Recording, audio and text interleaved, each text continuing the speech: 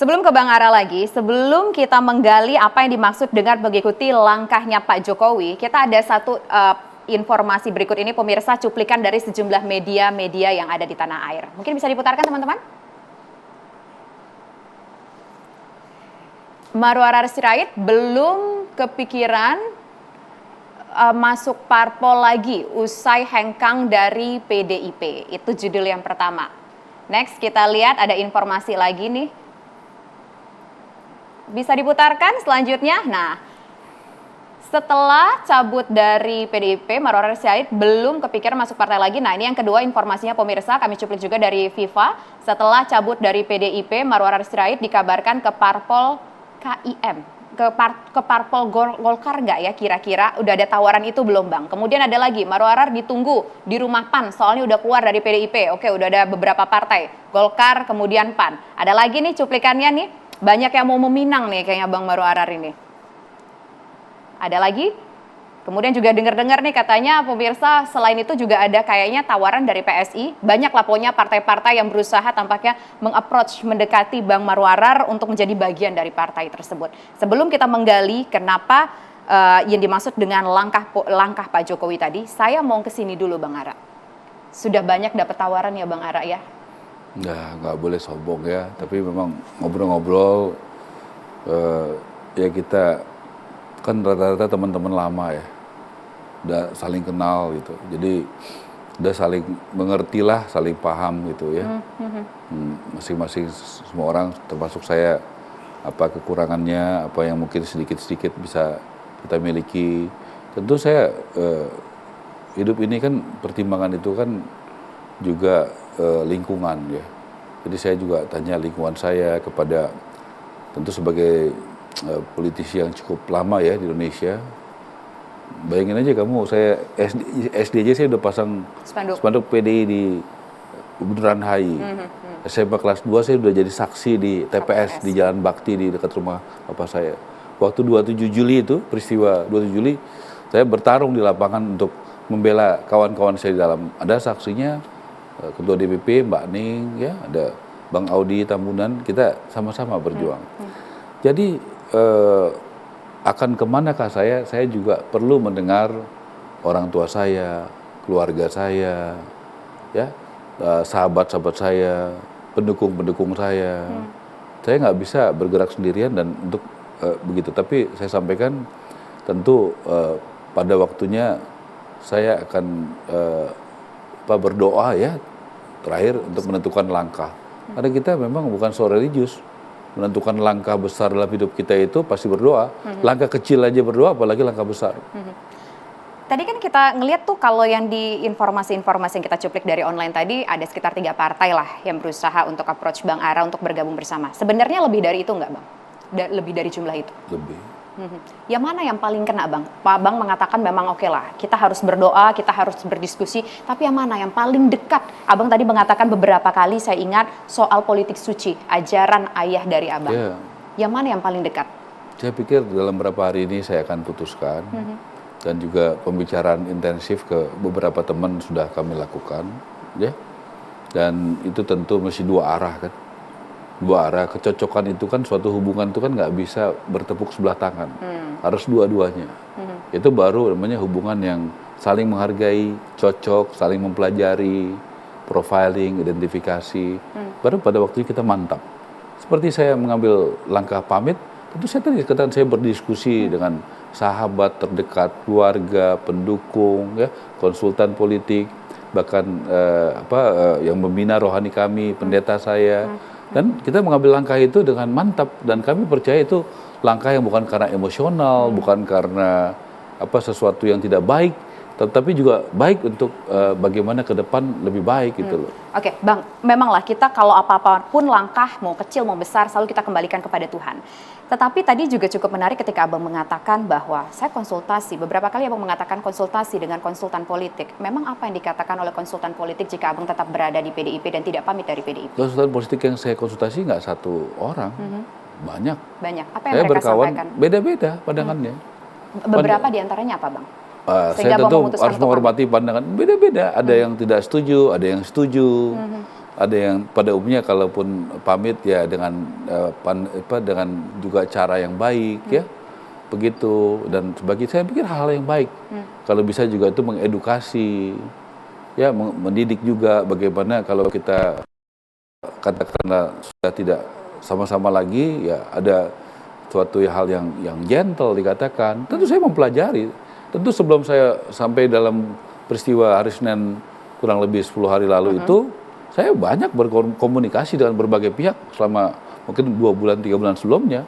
Saya mesti ngomong sebelum saya ngambil keputusan itu, mempelajari, mendengarkan bagaimana.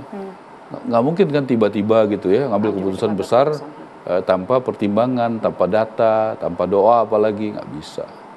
Bukan kita lah kalau begitu. Nggak dapat nih ya jawabannya ya, kira-kira apa yang disampaikan kalau konsultan tadi apa? Tadi macam-macam, ada yang setuju. Apa, Bang? Misalkan ada yang setuju, ada yang enggak. Yang nggak setuju Abang tetap bertahan di PDIP? Apa jawabannya, Bang? Ya bukan jawabannya, pandangannya ada. Pandangannya apa pada ya sayang, udah Pak Sabam pendiri, deklarator. Saya sudah lama di PDI Perjuangan, ketua DPP, ketua Umum Taruna Merah Putih. Banyak kok pandangan. Anak buah saya juga banyak beda-beda kok. Ada yang setuju dengan dan saya menghormati itu. Ada yang menganggap saya pengkhianat, ya nggak apa-apa. Pak Jokowi juga waktu bergabung dengan Prabowo, pendukung Pak Prabowo ada yang menganggap pengkhianat. Kok gabung dengan Pak Jokowi? Waktu itu pendukung Jokowi juga ada yang menganggap begitu. Tapi untuk kepentingan bangsa yang lebih besar, saya ambil risiko ini. Saya nggak ragu-ragu mengambil risiko ini, ya walaupun saya dicap pengkhianat. Tapi saya yakin dalam ukuran tadi, misalnya yang ada di Instagram saya, ada yang unfollow ratusan, mungkin 500 dan 100, tapi yang baru ribuan gitu, mungkin 8 sampai 10 kali lipat. Jadi saya makin percaya bahwa langkah saya ini didukung oleh publik, oleh pendukung saya. Begitu. Abang tadi mengatakan bahwa pindah atau maksudnya pamit dari PDIP untuk mengikuti langkah ataupun jejaknya Pak Jokowi. Mengikuti langkah yang seperti apa sih Bang maksudnya Bang? Tentu langkah keteladanan ya. Di PDI itu, di PDI Perjuangan itu kita selalu yang kita contoh adalah Bung Karno. Betul kan? Kamu tahu kan ya, Bung Karno. Nah, Bung Karno itu mengajarkan apa? Contoh, Bung Karno berapa puluh tahun lalu dia datang ke Bandung Selatan. Dia bertemu dengan seorang petani yang sedang membajak sawah. Dia tanya sama Bung Karno, itu sawah siapa? Saya, kata petani itu. Itu alat bajak siapa? Saya punya. Itu di mana rumah kamu? Di situ rumahnya, walaupun kecil tapi rumah sendiri. Siapa nama kamu? Marhain. Makanya Bung Karno mengajarkan ajaran Marhainisme. Begitu. Bagaimana memperjuangkan, bagaimana memiliki, jadi owner. Gitu kan? Nah, apa yang dilakukan Jokowi? Jokowi membuat sebagai presiden berapa juta ya tanah-tanah rakyat yang disertifikasi menjadi owner. Dia pro wong cilik. Kita pernah nggak ada anggaran desa seperti yang dilakukan Pak Jokowi setiap tahun puluhan triliun? Enggak kan? Baru Pak Jokowi. Kalau bicara soal fisik, coba cek presiden siapa yang paling longgar, bisa dari penjagaan pas pampres, bisa ketemu dengan rakyatnya, menggendong, merangkul, kadang dipeluk. Nggak ada. Siapa yang kunjungan ke daerahnya lebih banyak dari Jokowi? Nggak ada. Dia dekat secara fisik, pemberdayaan ekonomi, BLT, bantuan langsung tunai. Kita orang mau katakan apa? Bantuan langsung tunai itu sangat bermanfaat bagi rakyat. Buktinya sekarang pertumbuhan ekonomi Indonesia tetap terjaga. Ya kan? Target pajak Ibu Sri Mulyani dan Pak Suryo mungkin 3 minggu lalu mengumumkan ya di Indonesia ini 3 tahun terakhir 2001, 2002, 2023 target pajak tercapai. Artinya ekonomi kita cukup baik. Begitu banyak negara di dunia ini yang menjadi pasien IMF. Ya, kebicara hutang, ya, rasio hutang negara-negara maju Amerika, Jepang jauh lebih tinggi dari kita. Kan kita mesti bandingkan dong, ya kan gitu. Nah, jadi dia juga bagus gitu soal itu. Dan bicara soal bagaimana asing ya, menghadapi asing ya. Bagaimana Bung Karno tahun 55 membuat gerakan non-blok di Bandung di Gedung Asia Afrika. Supaya waktu itu Indonesia bisa menyatukan kekuatan utara, selatan, Afrika dan Asia supaya tidak bisa ditekan dan ikut-ikutan dalam konflik barat dipimpin oleh Amerika Serikat, Inggris, Prancis, dan Timur, Uni Soviet waktu itu ya, belum Rusia, kemudian ada Vietnam, Korea Utara, Cina, dan sebagainya. Bung Karno mendirikan itu. Jokowi buktinya apa? Saya kasih tahu satu. Freeport. Puluhan tahun Freeport dikuasai sahamnya oleh Amerika Serikat. Presiden Jokowi berapa tahun lalu membuat Indonesia mayoritas memiliki Freeport. Artinya apa? Kita jadi owner gitu, yang selama ini dikuasai oleh asing. Itu kan kesuksesan dari Pak Jokowi. Oke, Tapi saya belum selesaikan ya. Kemudian bagaimana Pak Jokowi soal misalnya sawit dan nikel, bagaimana menghadapi Uni Eropa? Kamu pasti tahu dong. Bagaimana Uni Eropa itu tekan kita. Bagaimana dia nggak suka kita memproses nikel kita jadi barang jadi supaya royaltinya banyak, pajaknya banyak, supaya kita punya uang untuk membangun bangsa. Padahal mereka puluhan tahun memproteksi diri mereka, kemudian sesudah mereka besar, mereka suruh kita tidak boleh memproteksi, ya nggak bisa dong. Pak Jokowi lawan itu. Walaupun kita kalah misalnya dalam persidangan di WTO, lawan. Karena ini untuk kepentingan nasional, begitu. Oke, bicara soal kerukunan. Ya, bicara soal kerukunan. Dulu ya, Bung Karno itu membuat namanya Nasakom, Nasional Agama Komunis. Karena itulah realita politik yang ada waktu itu. Pak Jokowi, walaupun bukan ketua umum partai, dia merangkul semua.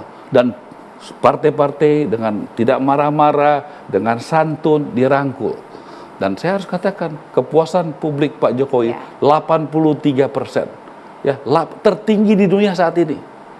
Kita bangga itu. Kedua yang kita bangga, itu berarti 83 dari 100 orang Indonesia percaya, puas sama Jokowi. Bayangkan, ini presiden yang sangat dicintai rakyat. 83 dari 100. Dan saya harus katakan juga, bagaimana Prabowo dan Jokowi 2 kali Pilpres, 2014. Keras gak? 2019. Keras gak? Lebih keras. Kamu jujur. Ya, kita lihat bagaimana media-media kan, betul nggak? Sosial media, keluarga juga banyak yang berbeda. Tapi di situ, tolong kita lihat ya, Tisa, bagaimana sesudah pertarungan yang keras itu, yang luar biasa. Ya, Pak Jokowi mengajak, merangkul Pak Prabowo yang kalah 2 kali Pilpres. Pak Prabowo, tolong bantu saya mengelola bangsa dan negara ini. Bayangkan itu, Pak Prabowo itu pendukungnya, itu banyak yang menganggap dia sebagai pengkhianat. Kok gabung sama Pak Jokowi sesudah bertarung keras? Ini saya ngomong apa adanya. Itu kita lihat. Sebentar loh, biar tuntas ya. Tetapi di sini Pak Jokowi juga pendukungnya banyak yang nggak setuju. Jokowi merangkul Prabowo. Tapi di sinilah kenegarawanan dari Jokowi dan Prabowo. Ya, bahwa dia mementingkan kepentingan negara, termasuk dihujat daripada pendukung-pendukungnya. Tapi untuk bersatu ya butuh pengorbanan, butuh nyali. Dan itu Jokowi dan Prabowo lakukan itu. Dan Indonesia beruntung ya, kalau Bung Karno mengajarkan kita jas merah, jangan melupakan sejarah. Ya, saya harus katakan hadir. Saya sering katakan kepada kader-kader saya, penting menghormati sejarah, jangan melupakan sejarah orang tua, guru, tapi jangan lupa membuat sejarah yang positif bagi Indonesia. Dan Jokowi dan Prabowo adalah contoh konkret yang bisa membuat contoh yang nyata untuk kerukunan. Coba kalau Jokowi dan Prabowo tidak melakukan ini, kita hanya ketemu orang yang pidato kerukunan. Semua untuk satu, satu untuk semua. Nggak ada contohnya. Ini ada contoh baik. Makanya Prabowo suaranya besar. Kenapa? Pendukung Jokowi dan pendukung Prabowo yang ingin kerukunan bersatu. Inilah Indonesia yang kuat, pemimpin yang kuat, tapi berdasarkan kecintaan rakyat. Oke, nanti kita tahan Bang, kita masih punya 1 segmen lagi untuk berbincang dengan Bang Ara usai jeda berikut pemirsa. Kami kembali sesaat lagi.